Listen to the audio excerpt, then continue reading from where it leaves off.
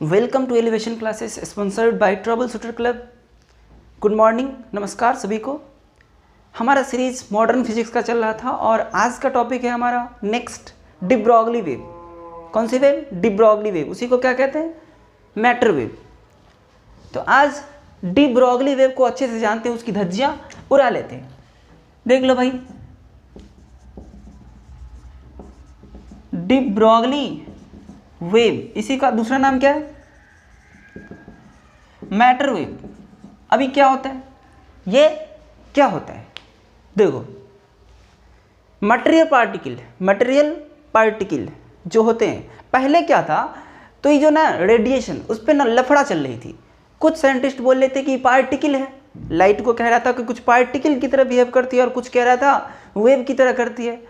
तो उन्हीं लफड़ों को सुलझाने के लिए डी ब्रॉगली साहब ने कहा कि नहीं, ये पार्टिकल और वेव दोनों की तरह एक्ट करते हैं, और उसी का रिलेशन यहाँ पे मिलता है, सच में मिलता है कि देख, एक साइड में आ जाती है पार्टिकल नेचर और दूसरी साइड में आ जाती है वेव नेचर। तो इसीलिए डी ब्रॉगली वेव बहुत इंपॉर्टेंट है हमारे लिए। डी ब्रॉगली वेव जिसी को मैटर वेव भी कहते हैं। तो कोई पार्टिकल है, यहाँ पे इलेक्ट्रॉन, प्रोटॉन, न्यूट्रॉन कोई भी हो सकते हैं, इसको चार्ज से कोई मतलब नहीं है, चार्ज से कोई मतलब नहीं है। तो कोई भी पार्टिकल है, तो वो भी वेव की तरह बिहेव कर सकते हैं, तो कोई भी पार्टिकल जो वेव की तरह शो करे, उसी को क्या कहेंगे? डी ब्रॉगली वेव या मैटर वेव। यानी कि the wave associated with material particle, यानी पार्टिकल के साथ जो वेव एसोसिएट हो, यानी उसके साथ हो, तो उसको क्या कहेंगे? De Broglie wave. अभी डी ब्रॉगली वेव में भाई वेव की प्रॉपर्टी दिखानी भी तो है, अपना लिख लेना डी ब्रॉगली वेव क्या होता है। तो वेव की प्रॉपर्टी प्रूफ भी तो करना कि भाई हाँ, सच में ये वेव है, सच में ये पार्टिकल की तरह बिहेव भी करती है। तो देखो, प्रूफ कर लेते हैं इसकी कि क्या होते हैं। आइंस्टीन मास एनर्जी रिलेशन, ये होता है। आइंस्टीन मास एनर्जी रिलेशन ये होता है कि नहीं? तो इसे लिख लो, आइंस्टीन मास एनर्जी रिलेशन। और दूसरा क्या है? ई बराबर क्या है? एच न्यू, है कि नहीं है? ई बराबर एच न्यू, है ना। ई है energy, M mass of particle, C speed of light, सब कुछ जान चुके हैं। H Planck constant, nu frequency, इतनी सारी चीज़ें भाई। तो किसी भी पार्टिकल की एनर्जी ये भी होती है, और किसी पार्टिकल की एनर्जी ये भी होती है। ये फोटोन पार्टिकल की है, और ये किसी भी पार्टिकल की हो सकते हैं। यहाँ पे इलेक्ट्रॉन, प्रोटॉन, न्यूट्रॉन कोई भी हो सकते हैं। ये फोटोन भी हो सकते हैं, उसकी भी मास। अभी दोनों को बराबर कर देते हैं, दोनों को क्या कर देते हैं? बराबर। तो ये लो, बराबर कर दिया, किया कि नहीं किया? तो एम सी स्क्वायर बराबर एच न्यू। देखो, भी बराबर क्या होता है? फ्रीक्वेंसी इंटू वेवलेंथ होता है ना। भी बराबर फ्रीक्वेंसी इंटू वेवलेंथ होता है। तो भी को हम सी से लिखते हैं कब? जब लाइट की स्पीड के बराबर हो जाए। फोटोन के केस में, लाइट के केस में, एनर्जी के केस में, यानी रेडिएशन के केस में इसको क्या लिखते हैं? सी। तो ये फ्रीक्वेंसी हो गया, ये वेवलेंथ हो गया। तो देखो भाई, यहाँ से इन न्यू क्या होगा हमको? सी बाई लैम्डा। तो सी बाई लैम्डा लिख सकते हैं कि नहीं लिख सकते? देखो, न्यू बराबर सी बाई लैम्डा, यहाँ से पुट कर दिया, पुट किया कि नहीं? तो एगो सी मर गया, एगो सी क्या हो गया? मर गए। तो क्या बच गया यहाँ पे? एम सी बराबर एच लैम्डा, है कि नहीं? तो ये एम सी बराबर एच लैम्डा, वाई एम और सी मास ऑफ पार्टिकल, ये स्पीड ऑफ लाइट है। तो मास इंटू वेलोसिटी क्या होता है? मोमेंटम ही तो होता है। पी बराबर मास इंटू वेलोसिटी। यहाँ पे क्या आ गया है? भी के बदले क्या आ गया? सी आ गया। लीनियर मोमेंटम या मोमेंटम मास इंटू वेलोसिटी होता है। तो यहाँ वेलोसिटी के बदले क्या आ गया? Speed of light. तो कोई दिक्कत नहीं, आ गया तो आ गया। तो लैम्डा क्या हो जाएगा? एच बाई एम सी, कोई दिक्कत नहीं है। तो लैम्डा बराबर यहाँ से हो जाएगा हमारा क्या? एम सी को क्या कहेंगे? एम सी को क्या कहेंगे? भी ए पी, एम सी को पी, उस पार्टिकल की मोमेंटम।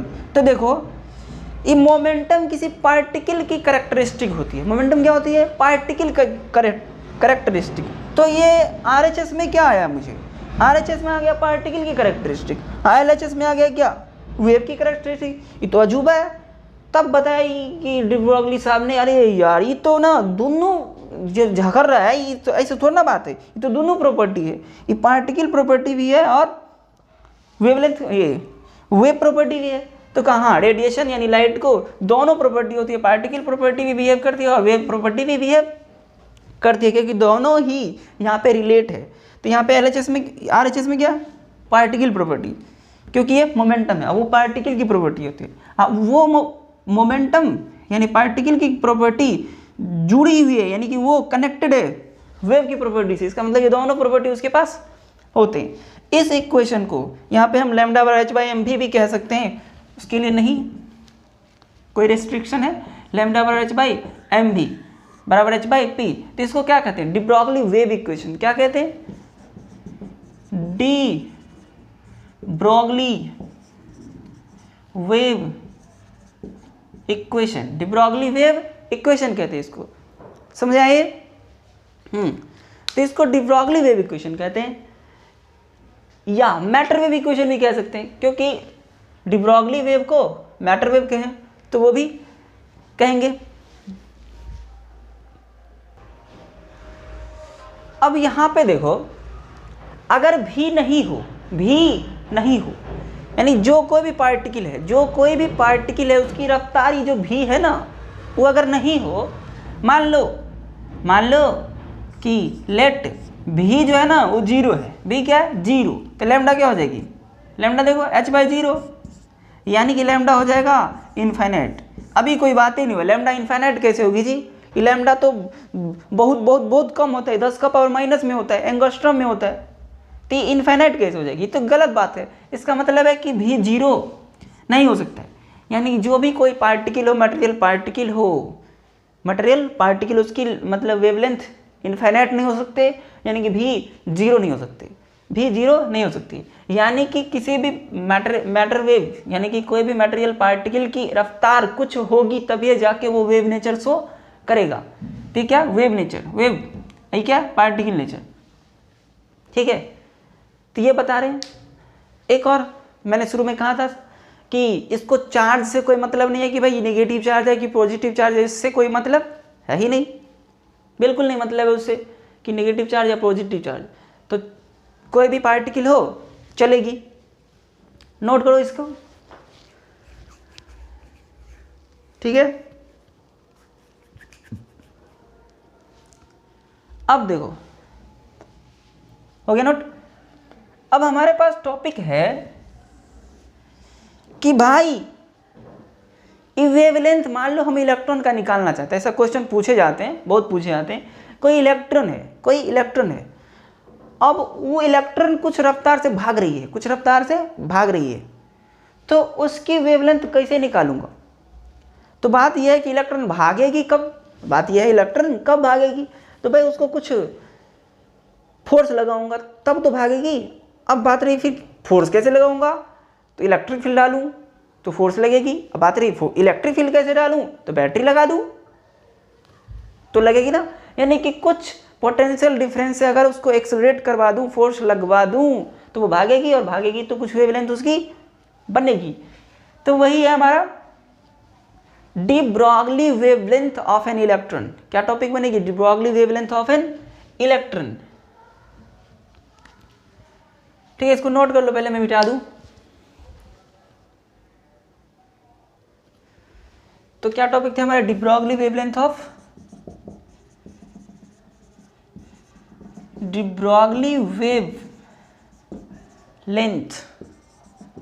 An electron.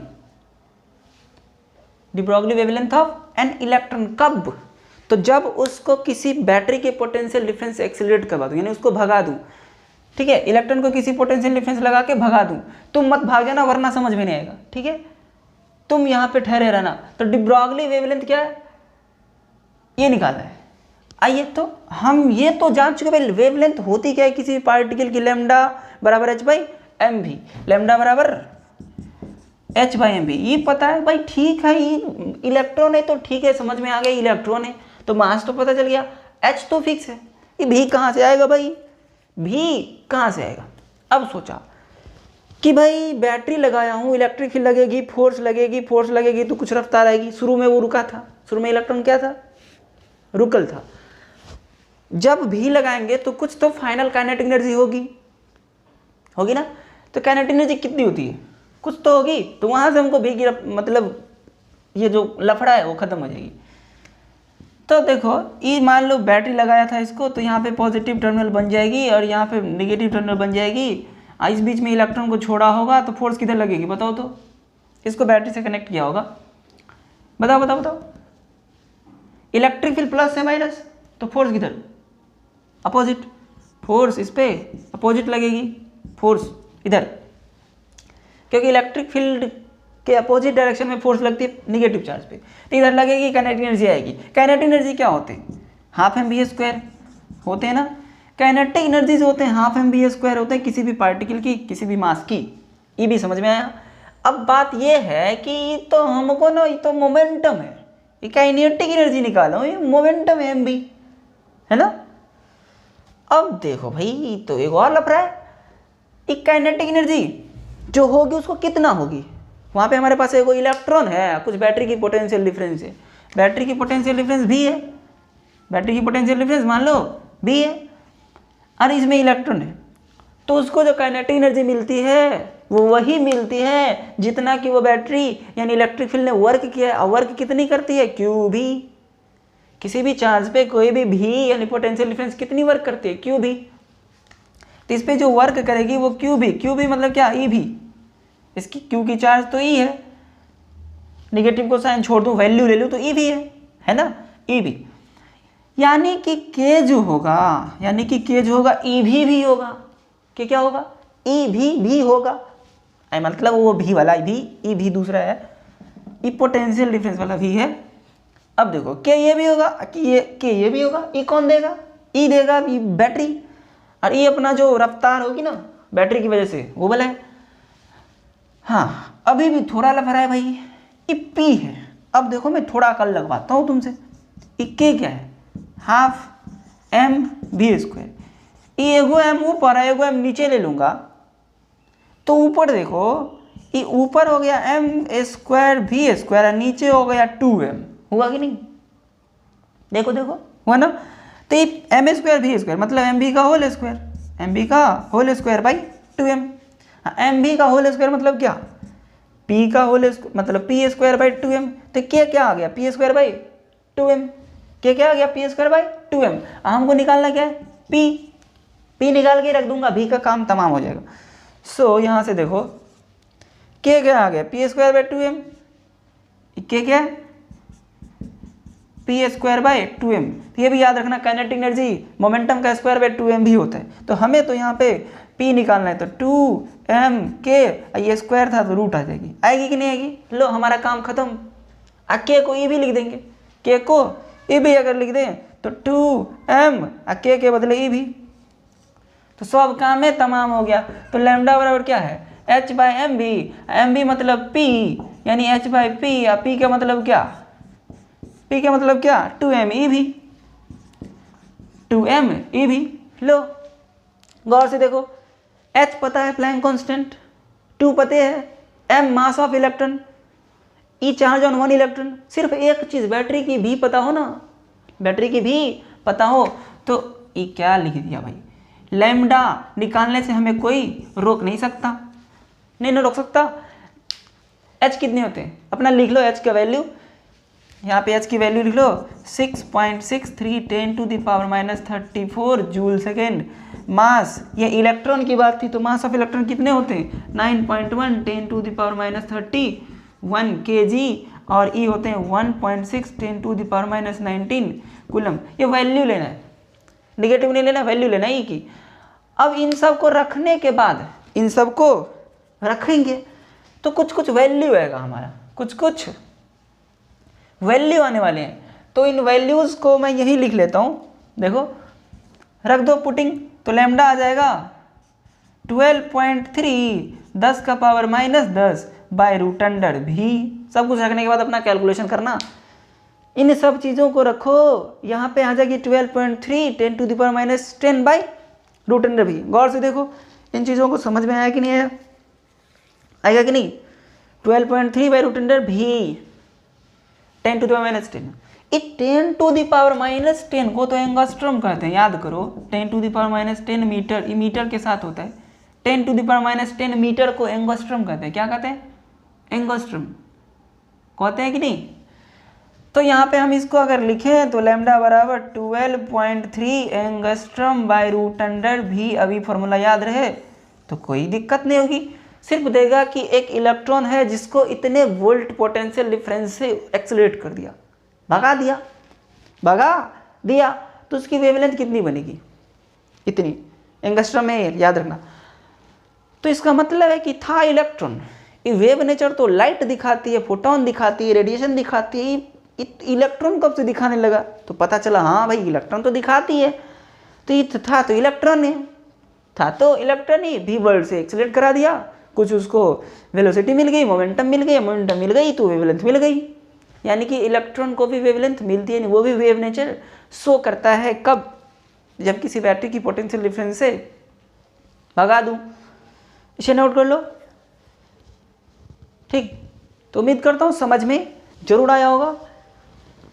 अगर नहीं लिखना तो स्क्रीनशॉट ले सकते हो। तो नेक्स्ट टाइम हम पढ़ने वाले हाइजेनबर्ग अनसर्टेनिटी प्रिंसिपल के बारे में। वो भी बहुत ही इंपॉर्टेंट है, जो इलेक्ट्रॉन के बारे में कुछ डिटेल बताते हैं। तो आइए मिलते हैं फिर next time. Okay, wish you all the best, thank you.